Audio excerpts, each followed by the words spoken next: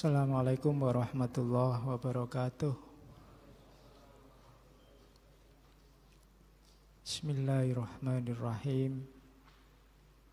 Alhamdulillahi rabbil alamin. Assalatu wassalamu ala asyrafil anbiya'i wal mursalin, Sayyidina wa maulana Muhammadin wa ala alihi wa ashabihi wa man tabi'ahum bi ihsanin ila yaumiddin. Amma ba'du. Bismillah. Mari kita lanjutkan ngaji kita. Malam ini kita mulai sesi pertama lagi. Pas tanggal 1 November bulan ini kita masuk ke tema sejarah. Dari bahasa Arab pasti, sajaroh. Sajaroh itu secara umum diartikan pohon, meskipun juga bisa diartikan sesuatu yang sudah terjadi. Diambil kata pohon karena biasanya sejarah itu ngomong kronologis masa lalu. Kalau dalam bahasa Arab, sajaroh itu kalau hubungannya sama sejarah biasanya nyambungnya sama nasab. Sejarah nasab itu kan biasanya digambar dengan model pohon. Kalau bahasa Inggrisnya history, dari bahasa Yunani. Bahasa Yunani ini istor. Istor itu artinya orang pandai, orang pinter. Meskipun nanti belakangan hari-hari ini ada yang mempelesetkan history itu bias gender. Harusnya tidak ada history.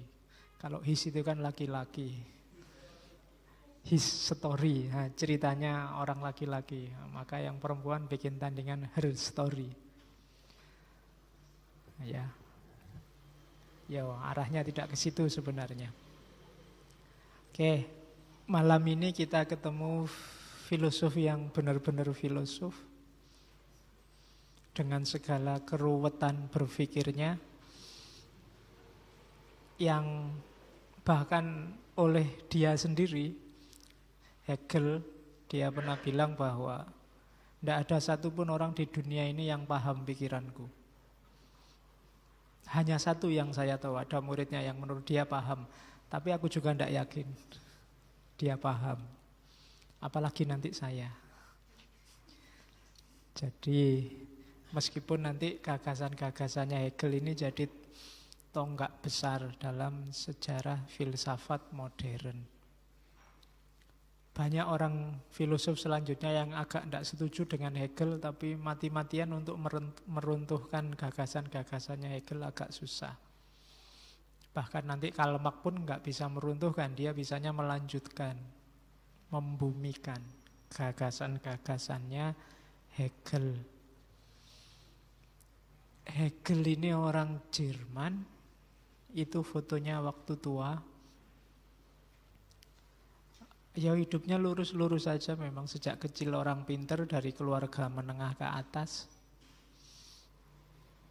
Lahir tahun 1770, meninggalnya tahun 1831, jadi umurnya 61 tahun.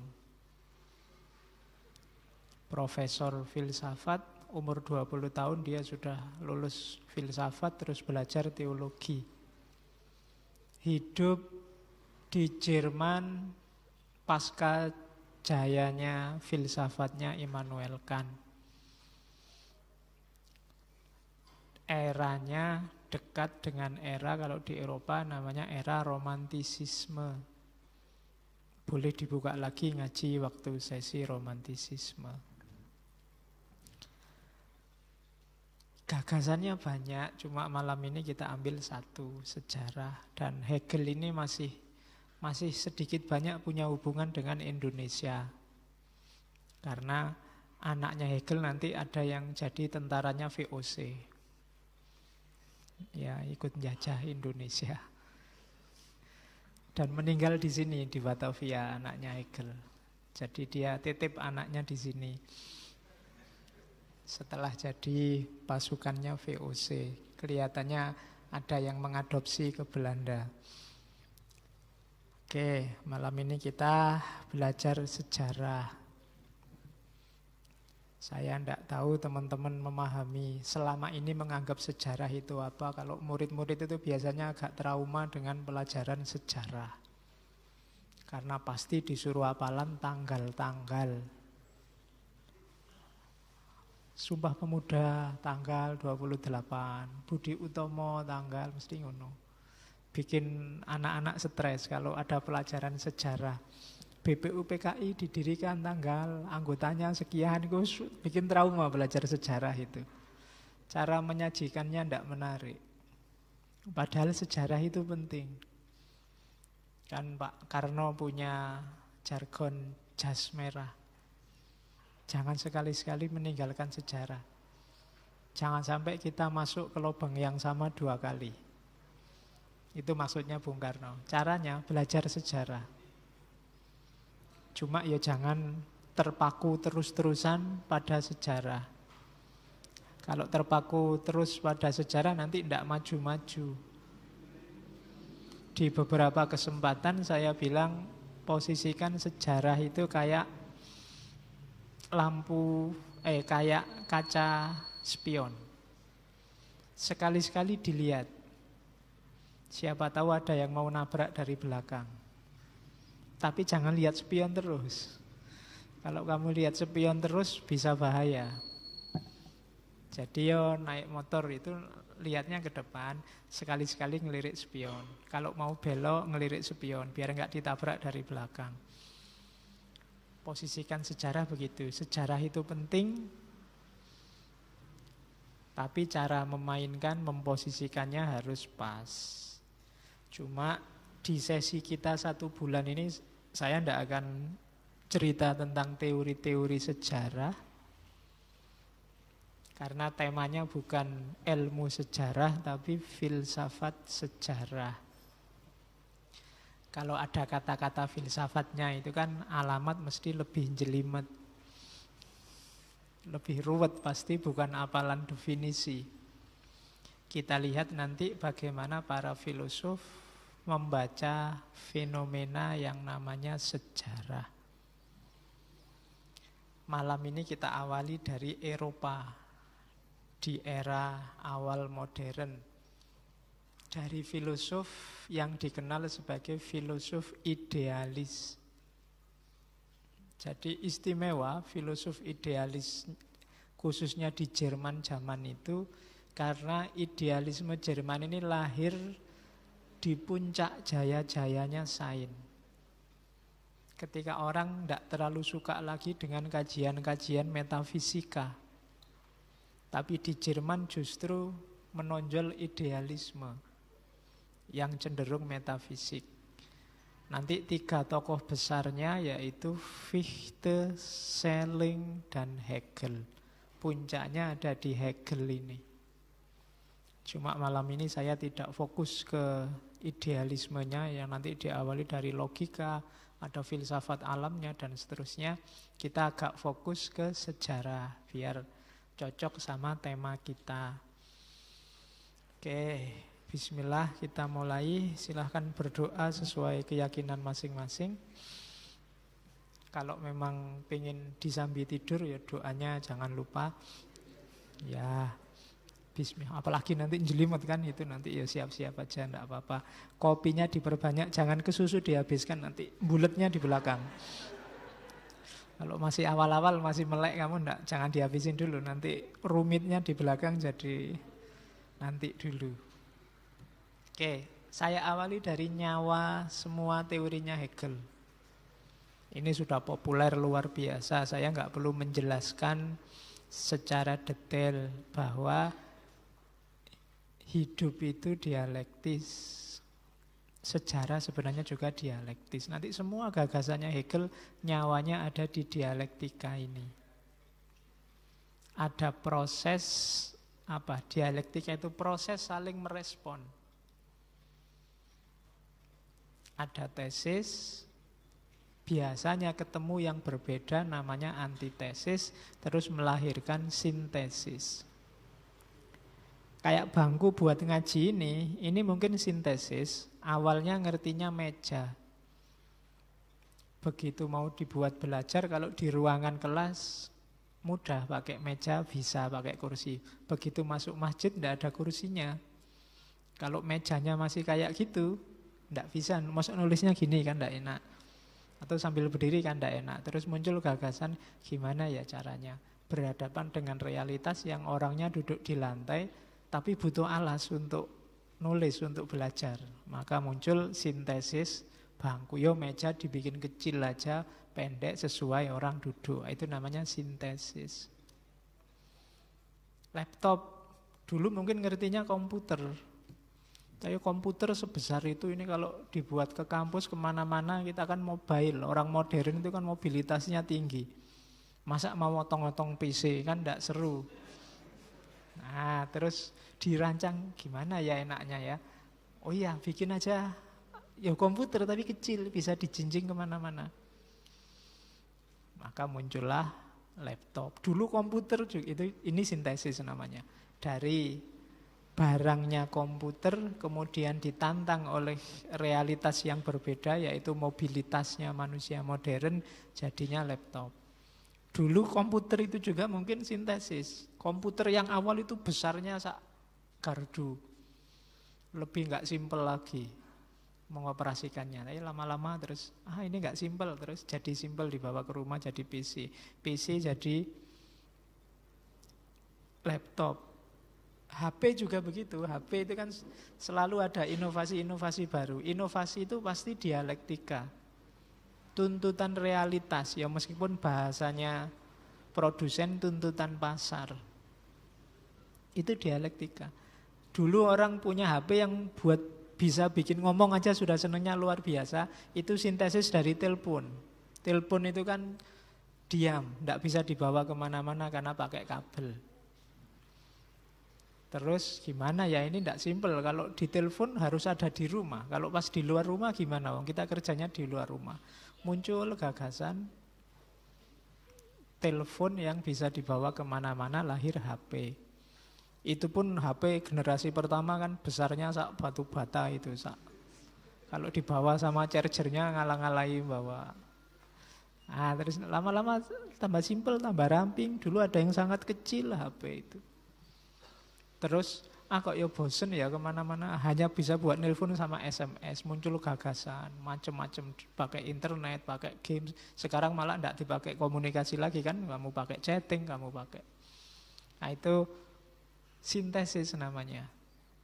Jadi gagasan awal yang ditantang oleh realitas baru melahirkan kreativitas baru. Tesis, antitesis, sintesis. Nanti sejarah juga begitu, prosesnya dialektis. Contohnya, di sini saya ngambil contoh bentuk negara misalnya. Dulu kan bentuk negara itu selalu modelnya raja. Ada ada kaisarnya, satu orang. Jadi kedaulatan hanya milik satu orang, negara ditata oleh satu orang, sangat terkungkung. Orang jadi tidak puas, muncul antitesisnya. Negara anarkis, rakyatnya sembarang sakarepmu dhewe wis seneng-senengmu dhewe. Nah itu negara anarkis. Nah, tantangan dari anarkisme terhadap diktatorship itu nanti melahirkan gagasan baru negara demokrasi. Demokrasi itu kan ya rakyat punya hak suara, tapi juga tidak boleh sakarepe dhewe, negara ada konstitusinya. Harus ikut aturan. Nah, itu namanya sintesis. Kalau dulu fokusnya di rajanya, kemudian ada tantangan rakyatnya berontak, ya fokusnya di rakyatnya, tapi kemudian nggak usah ada yang menang-menangan, kita dasarnya aturan saja hidup bernegara itu. Nah, itu namanya sintesis. Jadi katanya Hegel, dimensi apapun hidup manusia itu sifatnya dialektis. Saya jadi seperti ini, kalian jadi seperti itu kan dialektika kita masing-masing dengan zaman kita, dengan realitas sekeliling kita. Jadi yang pertama, insya Allah kita sudah paham teori dialektikanya Hegel. Ini nanti jadi dasar bahwa hidup ini progres, saling merespon, terus melahirkan sesuatu yang baru. Ini nggak perlu panjang-panjang, bolak-balik kita menjelaskan ini. Nah, sekarang kita belajar sejarah. Yang pertama katanya Hegel, tujuan belajar sejarah, tugasnya seorang filosof sejarah itu bukan menghafalkan tanggal, bukan ingat-ingat rentetan peristiwa, bukan itu. Tapi katanya Hegel, tujuannya apa? Menemukan rasionalitas sejarah. Hegel ini termasuk filosof yang alirannya namanya teleologis. Ini nanti bertaburan istilah-istilah tidak karu-karuan ini. Teleologis itu, realitas ini ada tujuannya. Alam semesta ini ada titik akhirnya. Gerakannya menuju ke satu titik. Tidak bergerak acak sakarepe dhewe. Jadi ada puncaknya, ada targetnya. Jadi itu asumsi awalnya itu. Oleh karena itu, semua kejadian, semua peristiwa, semua momen itu sebenarnya kita sadari atau tidak bergerak ke satu titik ini. Ada polanya, ada patternnya. Maka pahamilah pola ini. Itulah yang nanti disebut rasionalitas sejarah. Pahami rasionalitas yang ada di balik sejarah. Kalau agak susah pakai istilah rasionalitas, pahami alasannya. Jadi jangan cuma dihafalkan. Ya, rasionalitas itu cara paling gampang, tanyakanlah mengapa.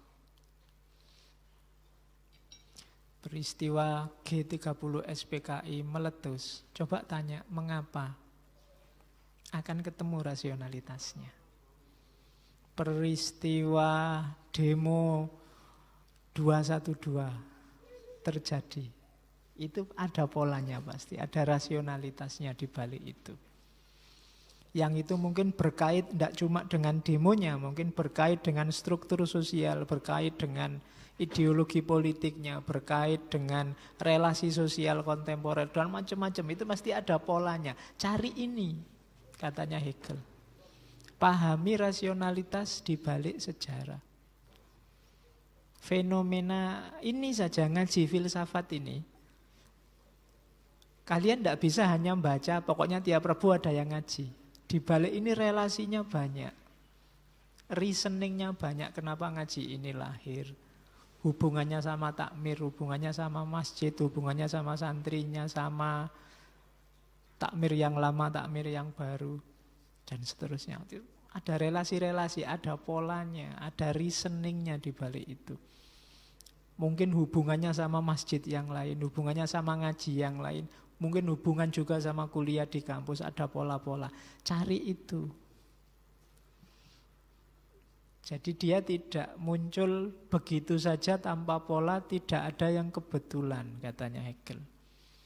Semuanya pasti ada reasoningnya, dan itu tugasnya filosof sejarah. Kalau ahli sejarah sih silakan, ahli sejarah kan dia kerjanya cuma cerita apa yang terjadi, tanggal berapa. Kemudian yang sana beda lagi, salah tanggalnya, benar tanggalnya, gegerannya di situ. Tapi katanya Hegel, enggak usah gegeran di situ, ngapain? Kita lihat rasionalitas sejarah. Mengapa satu peristiwa lahir dan bagaimana peristiwa itu bisa lahir.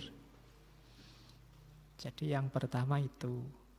Jadi yang bercita-cita jadi filosof sejarah, tugasmu adalah menemukan rasionalitas sejarah. Cuma jangan salah, tidak ada lowongan pekerjaan dicari filosof sejarah. Ya. Ya nganggur-nganggur coba jadi filosof, cuma ya tidak ada bayarannya. Oke, terus. Tapi kita akan dapat banyak pelajaran dari situ. Al-Quran itu setiap kali ngomong peristiwa sejarah kan tujuannya fakta biru. Kita bisa mengambil ibroh itu kalau kita paham rasionalitasnya. Kalau tidak, ya hasilnya apalan. Oke, dimulai sekarang. Cara mengungkap rasionalitas sejarah. Kita lihat asumsi-asumsinya. Yang pertama, sejarah itu prosesnya adalah proses rasional. Tadi sudah saya ceritakan bahwa pola-pola sejarah itu pasti ada dasarnya. Tidak ada sejarah yang tiba-tiba terjadi. Apapun. Jadi tinggal kalian lihat settingnya. Kenapa bisa begitu? Dan yang kedua, asumsinya Hegel, kesadaran manusia itu berubah dari generasi ke generasi. Ini gunanya kita belajar sejarah. Orang yang ngerti sejarah tidak akan terjebak pada kebenarannya versi dirinya sendiri atau versi akalnya sendiri. Orang yang ngerti sejarah akan paham, oh iya, generasi ini cara berpikirnya begini dipengaruhi oleh faktor-faktor ini. Kalau generasi itu cara berpikirnya begitu dipengaruhi oleh faktor-faktor itu. Nah, ini kesadaran sejarah namanya. Jadi tiap generasi itu dia punya kesadaran sendiri yang beda-beda. Yang dulu dianggap benar mungkin sekarang dianggap tidak pantas lagi. Sudah tidak benar lagi. Yang dulu dipuja-puja sekarang mungkin bisa dicaci maki. Cara pakai baju, cara apa lagi? Berkomunikasi dengan orang lain, cara macam-macam. Dulu kalau ketemu gurunya, ketemu ustadznya, wah nunduk-nunduk cium tangan. Sekarang nggak usah ketemu, nggak apa-apa, pakai SMS saja. SMS-nya yo, saya sering di SMS, Pak saya mau ke kampus jam 9, Bapak di ruangan ya. Ya. Jadi, yo zamannya wis beda memang. Membayangkan dulu zaman di pesantren ndak nyambung sama sekali, tapi yo piye meneh, sing waras ngalah. Jadi, ndak tiap generasi cara berpikirnya beda. Zaman nenek-nenek saya dulu di kampung, cara pakai jilbab itu ndak kayak ibu-ibu yang di sana itu. Iya. Kan cuma pakai kerudung biasa, terus ndak jilbab rapet itu. Rambutnya kadang kelihatan nggak masalah. Dan itu dianggap sudah ciri khas muslimat, ciri khas muslimah sejati zaman dulu. Ndak ada orang rame, wah rambutnya kelihatan, ndak ada. Tapi sekarang rambutnya kelihatan satu aja bisa viral. Jadi ini nalar sejarah, nalar generasi. Kita harus paham itu, di balik itu pasti ada reasoningnya, ada progres. Itulah sejarah. Dulu sudah itu dianggap benar dan islami, sekarang tidak islami lagi. Termasuk, ya saya sering ngasih contoh logika hukum, logika hukuman. Kalau zaman Nabi itu abad ke-6 ya versi-versi hukumannya ya memang begitu, potong tangan, rajam. Logiknya zaman itu memang begitu model hukumannya. Kalau hari ini kan model hukumannya beda lagi. Itu logika zaman. Kalau kita lihat zaman itu, wah sadis-sadis ya orang zaman dulu. Loh sadis dilihat dari zaman sekarang. Mungkin orang zaman dulu lihat zaman sekarang juga nganggapnya juga sadis. Banyak yang lebih sadis. Jadi, enggak. Setiap generasi dia punya kesadaran masing-masing. Nah itu asumsinya. Jadi, satu-satunya yang tidak berubah adalah sejarah itu sendiri. Itu sama kayak ngomong satu-satunya yang tidak berubah adalah perubahan. Ya. Tidak ada orang yang tidak berubah. Asumsi-asumsinya itu.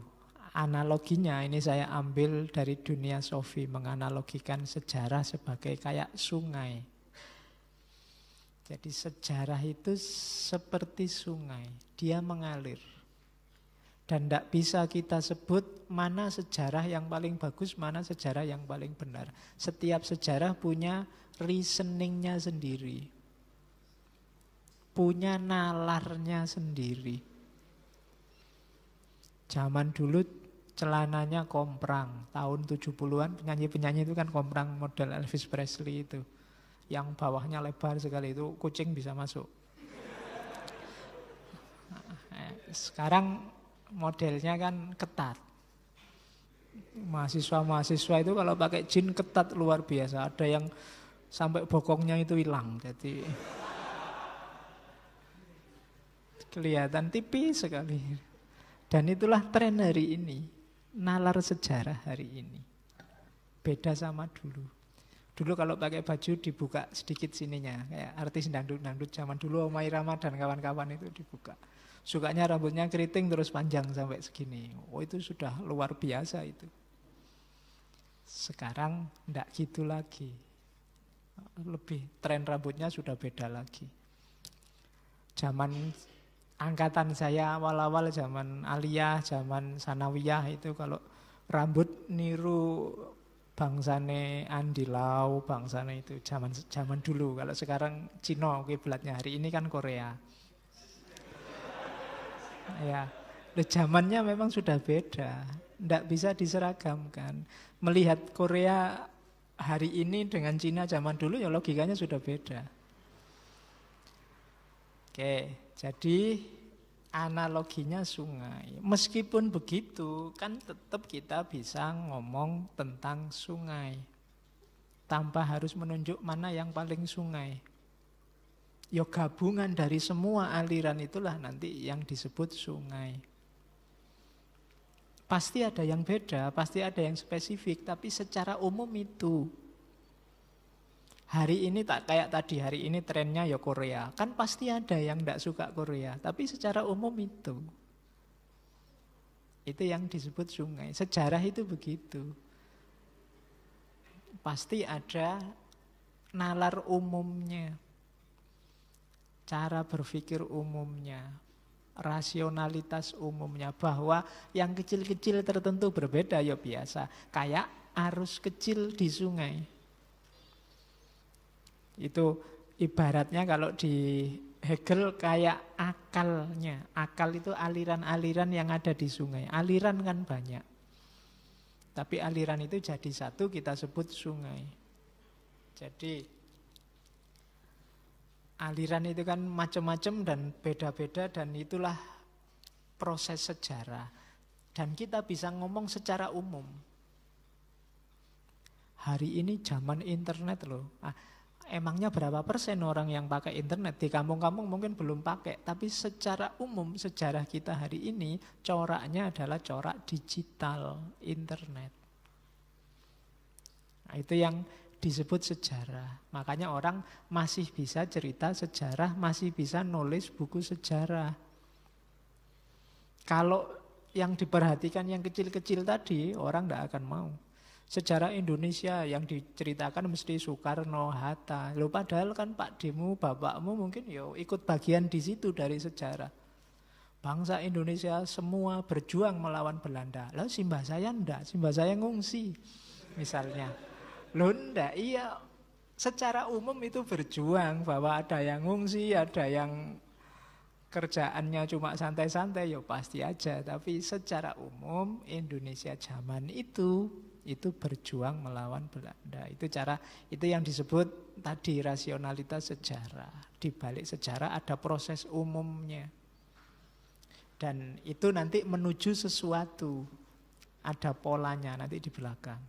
Jadi yang jelas cara memahami sejarah versi Hegel begitu. Geraknya sejarah itu linear menuju target tertentu dan ada polanya.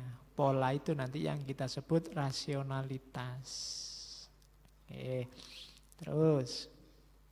Nah, ini 3 istilah yang harus kita pahami kalau membaca tulisan Hegel tentang sejarah. Ini mulai kita ngomong istilah-istilah yang harus didefinisikan khusus. Yang pertama ide. Nah, ide ini ada tanda petiknya itu sebelum dunia. Kalau saya ngomong ide mungkin lebih mudah dipahami kembali ke Plato. Kalau nggak ngerti Plato nggak apa-apa, tak jelasin aja. Plato punya gagasan tentang ide. Misalnya, ini barangnya namanya kacamata. Bentuknya seperti ini. Jadi di balik plastik sama kaca ini ada bentuk yang kita pahami sebagai kacamata. Bentuk kacamata yang ada di kepala kita itulah idenya. Ideanya. Ya, jadi ini kan sebenarnya cuma kain, plastik, kabel kan gitu. Cuma ketika ketemu bentuk semacam ini kamu sebut mikrofon. Bentuknya yang membuat plastik ini kamu sebut mikrofon, itulah ide. Ada gelasnya, ada tehnya, ada tutupnya. Kamu menyebutnya teh, kan begitu. Bisa diminum. Nah, gagasanmu, nanti aja minumnya tapi. Kamu sudah nunggu saya minum terus, sekali-sekali nggak jadi.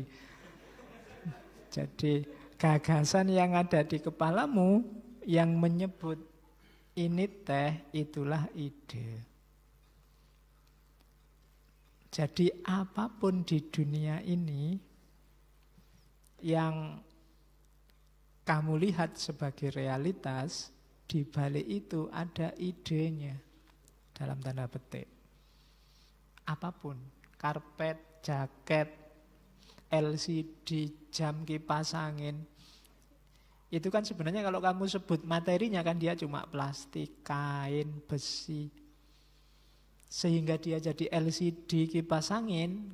Dari mana? Dari ide yang ada di balik benda-benda itu.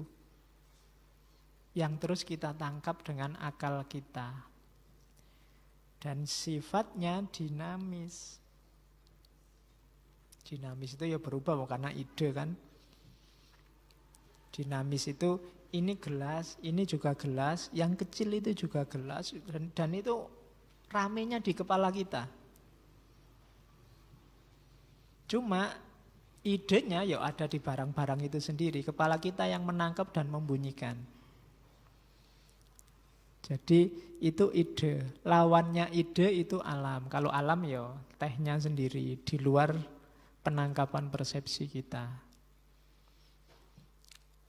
Kipas anginnya, plastiknya, besinya, itu alam. Jadi alam, itu di balik alam ada ide. Terus mikrofon yang di baliknya ada gagasan mikrofon, ketika kita sadari, disadari oleh manusia. Ya kan? Sehingga ketahuan kalau inilah mikrofon, inilah laptop, inilah gelas. Kesadaran itulah yang oleh Hegel disebut roh. Nah, itu. Jadi ini harus hati-hati mendefinisikannya. Di barang yang saya pegang ini ada air teh, ada gelas, ada tutupnya. Kemudian di baliknya ada idea, yaitu minuman teh. Dia tidak sadar tentang dirinya. Teh ini kan nggak sadar, wong bukan manusia. Kesadaran bahwa ini ada materinya, ada ideanya, terjadi di mana? Terjadi dalam diri manusia. Dan kesadaran itu namanya roh. Susah ya, ndak podo sama kalau dalam Islam roh itu kan ya sing ada dalam diri kita, nyawa kita. Ndak, roh itu nek bahasa Inggrisnya spirit. Nanti Hegel ngomong fenomenologi spirit. Jadi mikrofon ini ada plastiknya, ada bentuk mikrofonnya. Itu mikrofonnya sendiri kan tidak sadar. Yang sadar siapa? Kita manusia. Terjadi di sini.